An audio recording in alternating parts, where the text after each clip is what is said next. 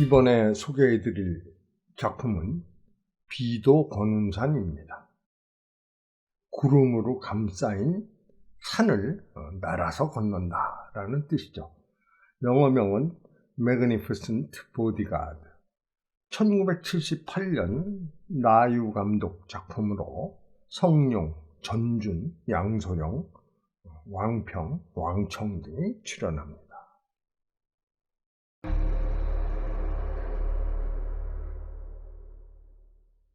강호의 해결사 철권, 정충을 여러 사내가 공격합니다.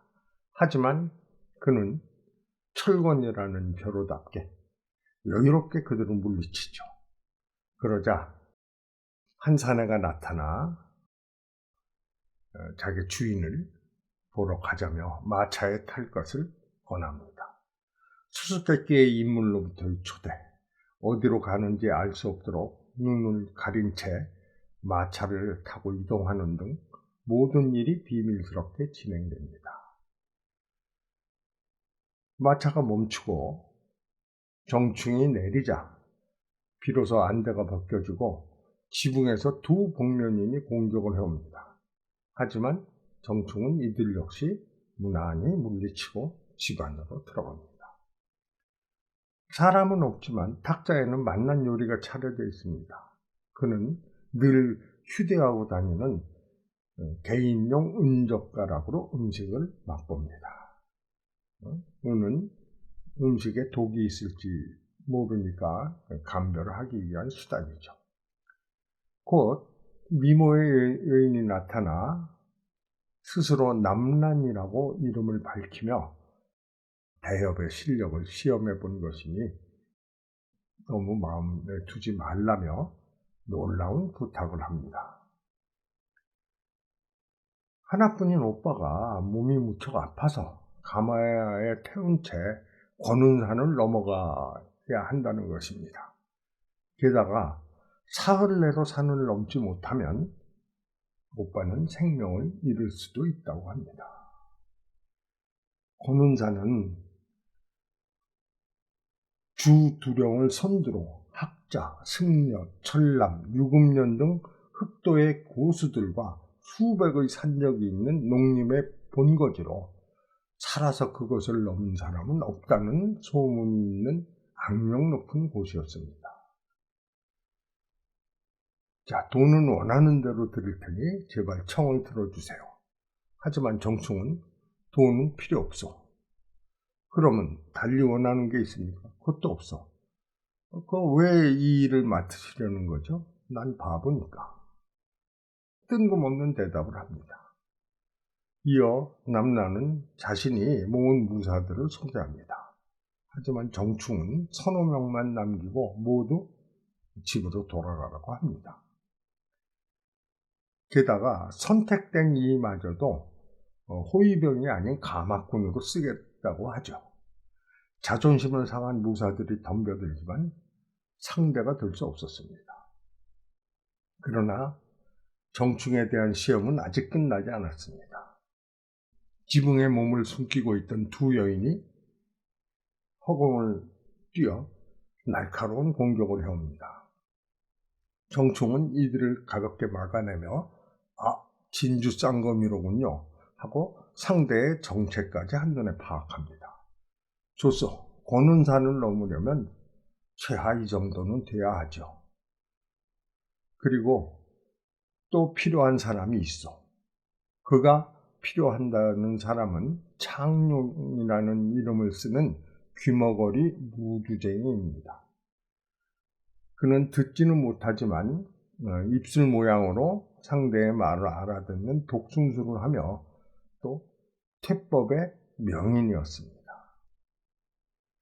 가마와 함께 출발한 일행은 권운산 입구에 있는 폐촌에 도착합니다.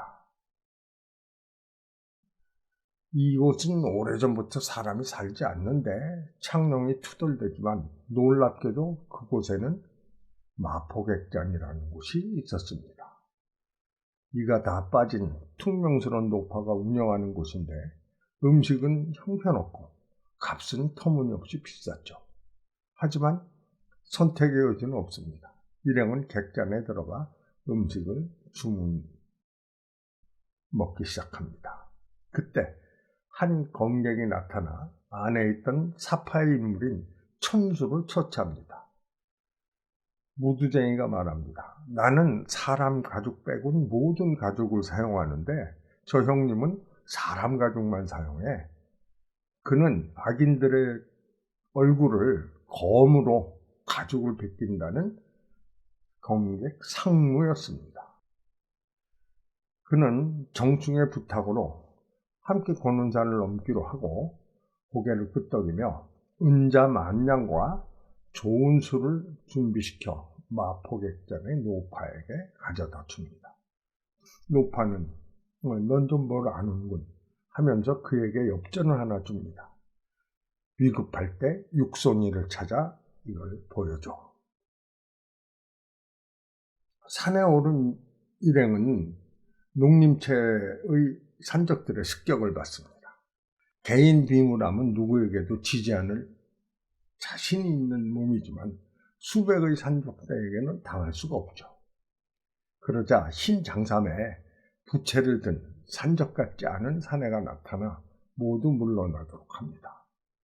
그리고 자신은 학자라는 벼러의 권운산 두령 중 한 사람으로 당신들은 앞으로 나의 재산이 될 것이니 아껴줘야죠 하고 사라집니다.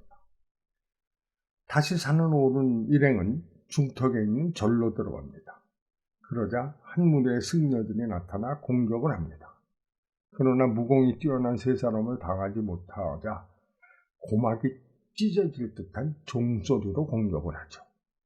정충과 상무는 귀를 막고 쓰러지지만 귀머거리인 무두쟁이는 끄떡이 없습니다. 창룡의 활약으로 절을 빠져나온 일행. 밤이 늦었을 때 한 사내가 등불을 두고 나타납니다. 그리고 안전한 곳으로 모시겠다고 하죠. 그게 어디요? 제가 운영하는 객잔입니다. 아니, 이 산에도 객잔이 있나?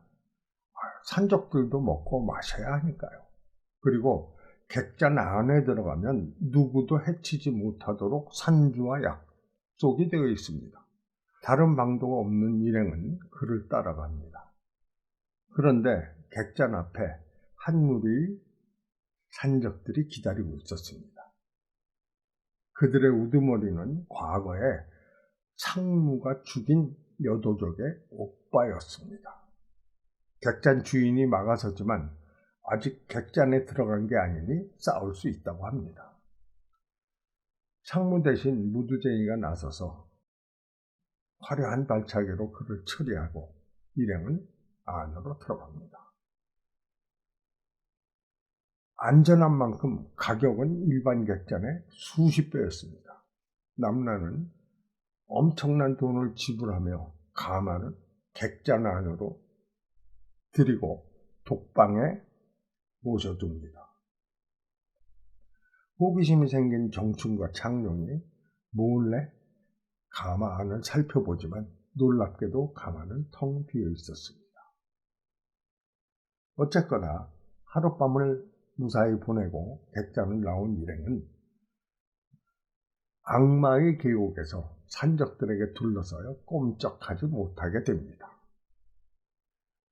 악마의 계곡이란 절벽에 둘러싸인 협곡인데 절벽 위에서 바위라도 굴리면 아무리 절정 곳이라도 피할 수가 없는 천혜의 요지였습니다. 이에 정충은 마포객잔의 노파가 준 엽전을 가지고 다시 객점으로 찾아가 주인에게 육손이를 찾아달라고 합니다. 그러자 주인은 손을 내보이는데 손가락이 6개. 육손이는 다름 아닌 객점 주인이었습니다. 그는 정충을 주두령 앞으로 데려다 주겠다고 합니다. 그때 산을 오르기 전에 상무가 죽였던 도적 천수의 애인 유천년이 나타나 정충을 공격합니다. 그녀가 뿌린 독에 중독되어 쓰러지는 정충. 그런데 뜻밖에도 객잔 주인이 유천년을 암습하여 쓰러뜨리고 해독제를 찾아 정충을 구합니다. 육손이의 도움으로 산을 다스리는 주두령 앞으로 간 장충. 이미 일행들 모두가 그 앞에 와 있었습니다. 산주 주두령은 가마 속에 누가 있는지 보아야겠다고 합니다.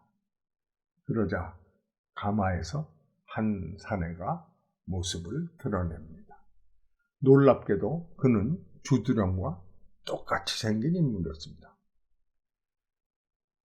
결국 가마에서 나온 인물은 본래의 두령을 쓰러뜨리고 인피문구를 벗깁니다.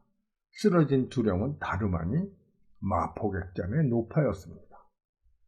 주두령과 연인 사이였던 그녀는 주두령을 중독시키고 자신이 산채의 두령으로 변장해서 산적들을 부리고 있었던 것입니다.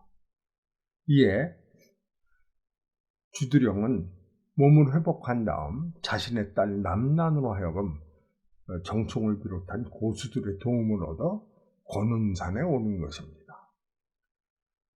다시 자신의 위치를 찾은 주두령은 정충 일행의 공로를 치하하며 돌려보내려는데 정충이 거절합니다. 그는 10년 전 산적 토벌을 나왔다가 적의 손에 쓰러진 정장군의 아들이었던 것입니다.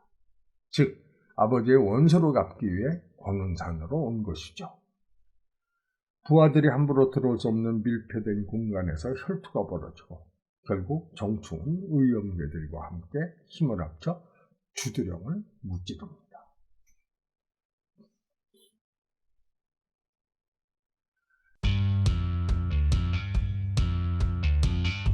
성룡의 비교적 초창기 영화입니다.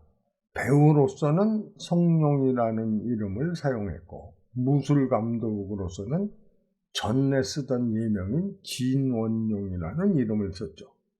액션도 괜찮고 특히 무협작가 고룡이 극본을 쓴 만큼 캐릭터의 특징이 강하고 미스터리적인 요소가 많습니다.